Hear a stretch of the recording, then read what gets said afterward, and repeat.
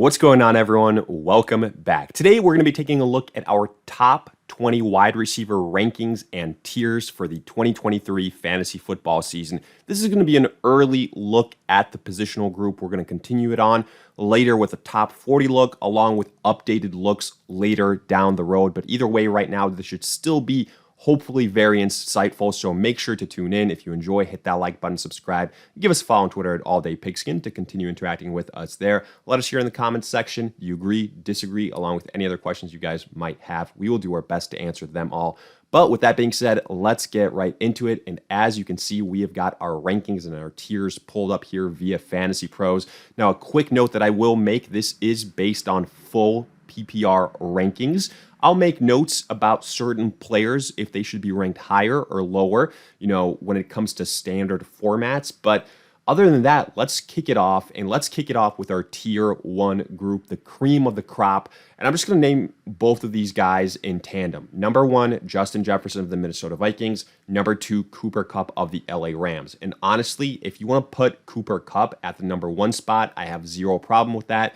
Now, I know that will not be happening for the majority of people, because people are really obsessed with Justin Jefferson, and that's totally fine. But the reason I have these two players essentially neck and neck is, last year, before Cooper Kupp's injury and before Matthew Stafford's injury, which pretty much guaranteed that Cooper Kupp wasn't going to return, he was neck and neck with Justin Jefferson. In fact, outplaying him in certain points in time, and I wouldn't have been shocked if he played the full season, that he finished again as the number 1 wide receiver in fantasy football. The guy before that was coming off the Triple Crown, receptions, yards, touchdowns leader at the wide receiver position. Matthew Stafford still has it. But look, it's not like I want to throw any shade at Justin Jefferson. What the guy has done in his short time in the league so far is absolutely incredible. Playing with Kirk Cousins, who doesn't get enough love. Now, sure, Adam Thielen is no longer there, but the Vikings, they've added Jordan Addison, which I think will be a really nice addition, even though he's a rookie. And Justin Jefferson is still going to do his thing. The only reason I personally have Justin Jefferson ranked a little bit higher than Cooper Kupp is because he's younger, he's a little bit healthier, and he's tied to a healthier quarterback as well. Cooper Kupp a little bit up there in age. Matthew Stafford, there were concerns about him potentially retiring leading up to this year.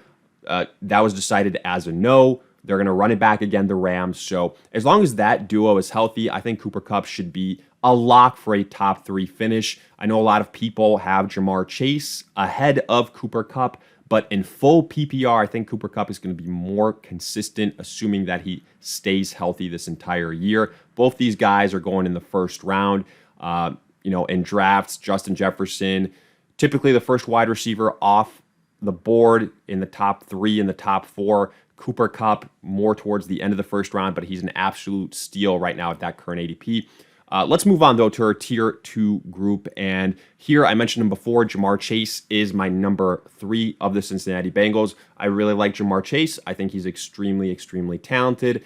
That pairing with him and Joe Burrow has been great according to plan.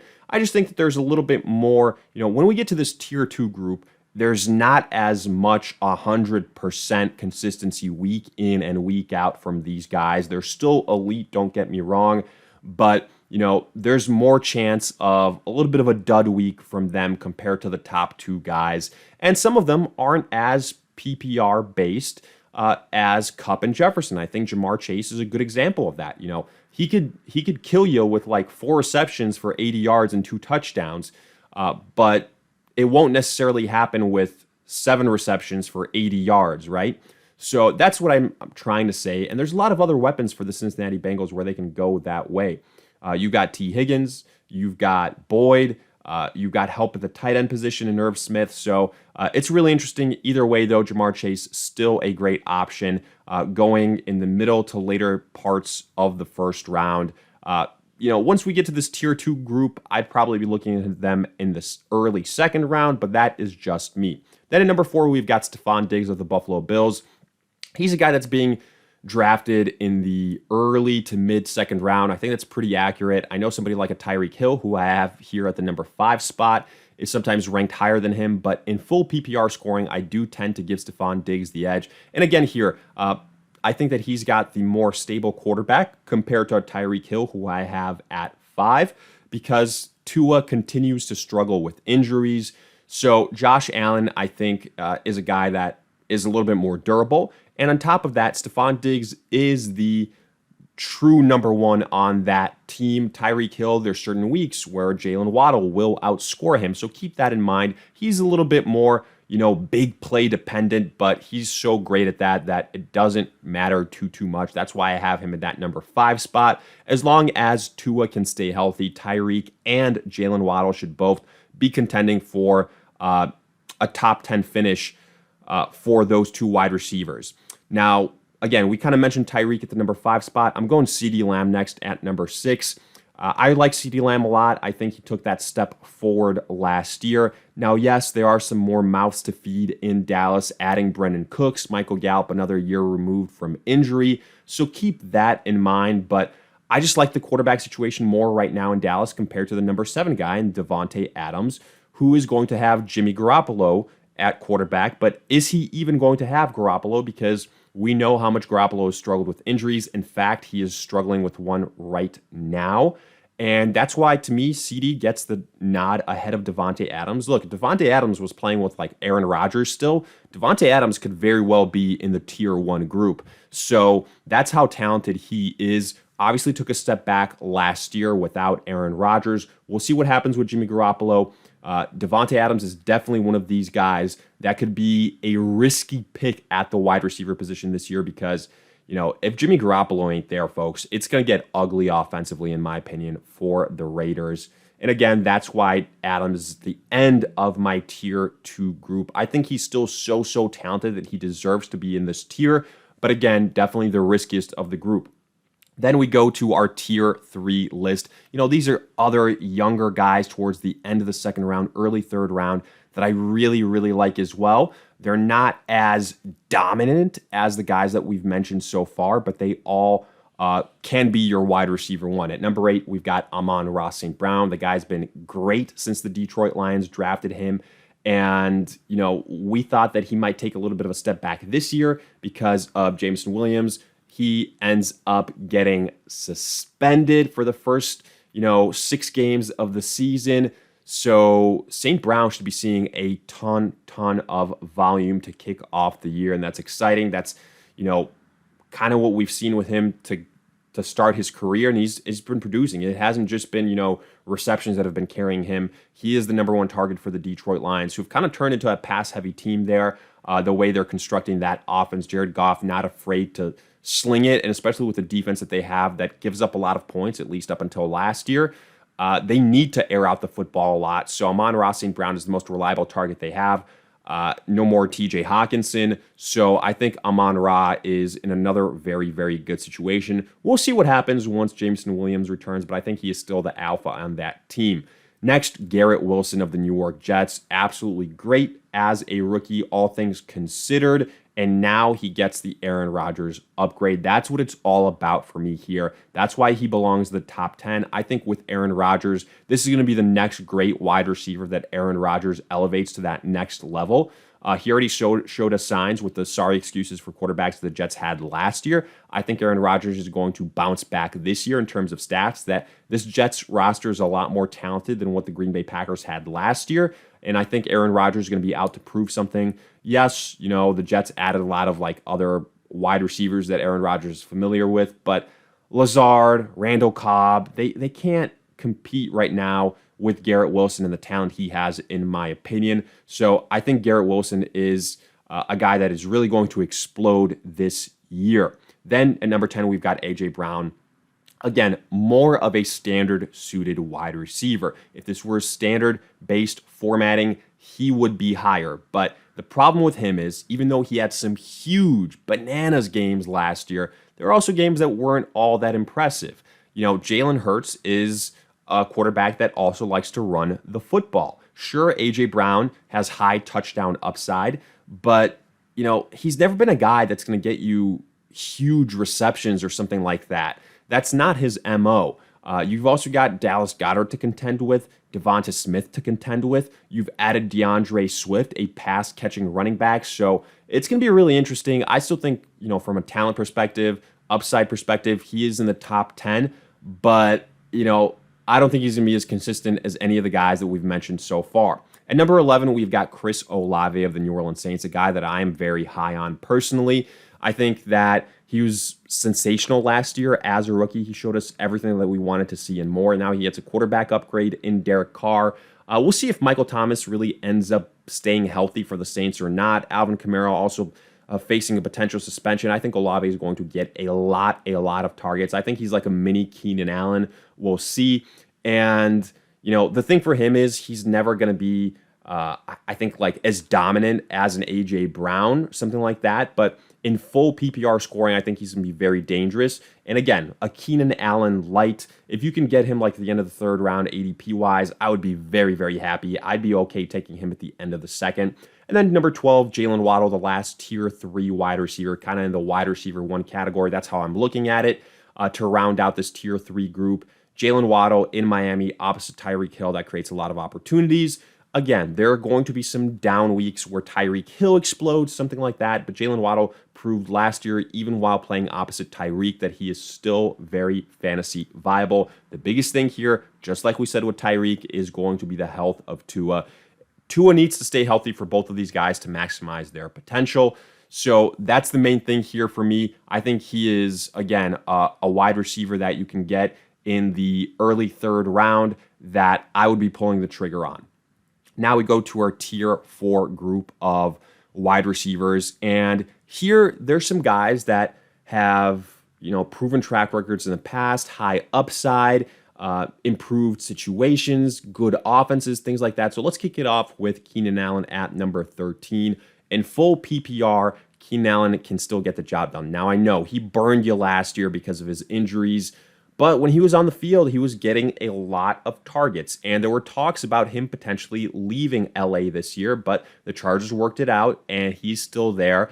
I think this will probably be his last season where he's truly fantasy viable. So I'd still be taking a chance on him. I know people are going to be hesitant. He's going to take a dip in ADP, but you can get him probably in the 4th round. And as long as he stays healthy, that's the biggest thing with him. If you feel comfortable with it, then I urge you to take a chance on Keenan Allen. If you want to stay away from some of the more injury, forward wide receivers, then I understand. But right now, when we're talking rankings, we have to talk assuming they are healthy as they are right now. So that's what we're doing. That's why Keenan Allen is ranked that high. At number 14, we've got Amari Cooper of the Cleveland Browns.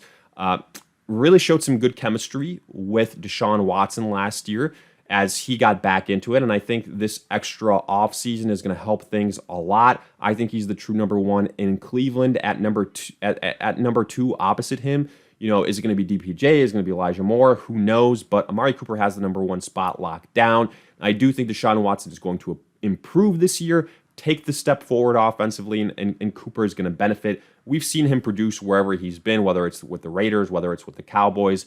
So Amari Cooper, I think, is somebody that I am high on this year to continue his impressive performances. And number 15, Calvin Ridley, maybe a little bit bullish, but I believe in Ridley. I love the landing spot with the Jacksonville Jaguars. We just saw what Trevor Lawrence did for Christian Kirk last year. I think Calvin Ridley is more talented than Christian Kirk. People are worried about him coming off the suspension, essentially not playing for a year and a half. But, you could also say he's more fresh because of that.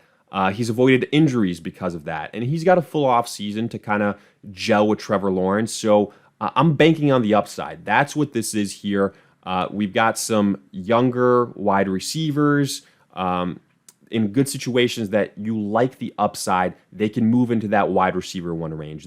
Calvin Ridley has done it before. That's the great thing about him. So that's why I'm a little bit more bullish than most. I understand if you're, again, nervous with the suspension aspect of it, better off passing on him because there are some people drafting him at his peak, like in the 4th round, something like that. Number 16, a guy that I am much higher on than consensus, Marquise Brown of the Arizona Cardinals. We saw what happened with Marquise Brown last year while DeAndre Hopkins was out. He was an absolute target machine. The biggest thing is, when will Kyler Murray return? Because With the current quarterback situation the Arizona Cardinals have, I'm not super excited. So I know it's going to be a slow start, more likely than not, for Marquise Brown. But I am of the camp that Kyler Murray will return sooner rather than later, and that's going to end up making Marquise Brown like a again, borderline top 15 wide receiver when it's all said and done.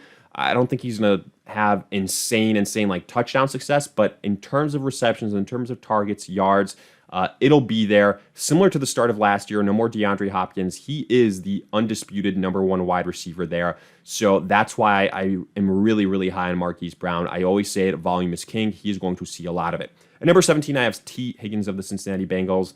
And then also at number 18, Devonta Smith. Two wide receivers that I feel like are going in very similar places ADP-wise. That's why I'm going to mention them together.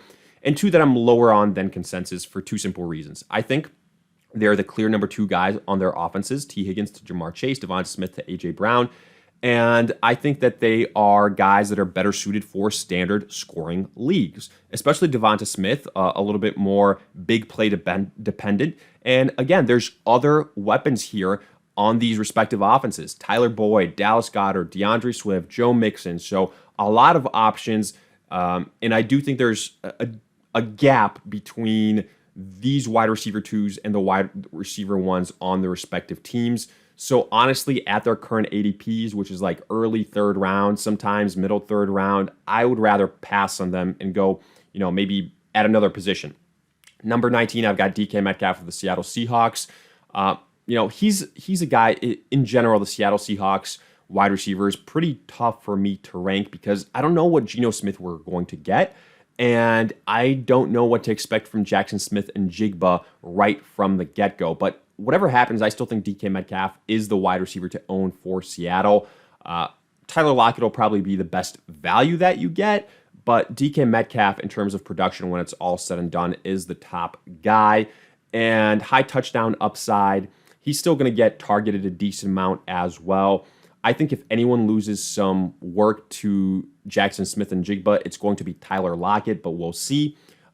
This is right around where we could have another tier break, but I went for the upside. This is where we still have some really nice upside. And speaking of upside, at number 20, rounding out this list, we've got DJ Moore of the Chicago Bears.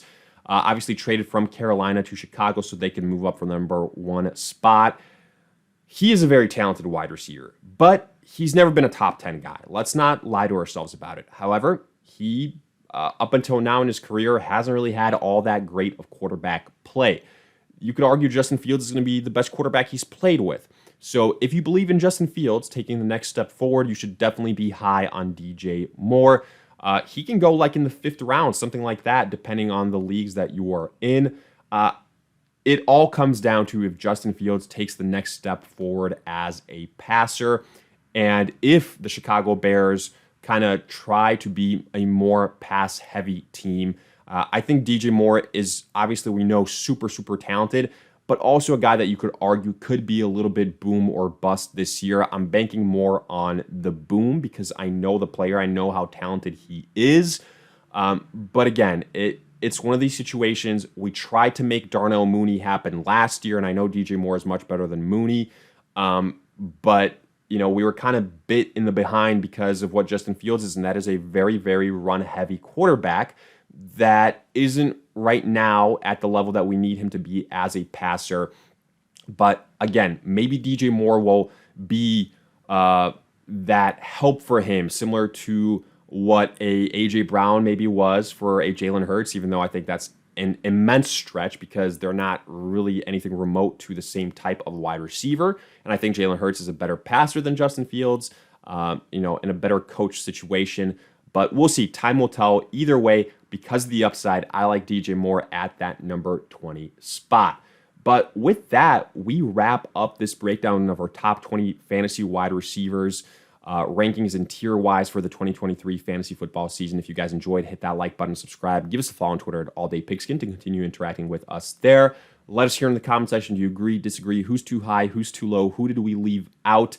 Along with any other questions you guys might have. We'll do our best to answer them all. And again, keep a lookout for our continued breakdown of the position, top 40 breakdown coming up, and updated breakdowns in the future. In the meantime, we'll see you guys in future videos.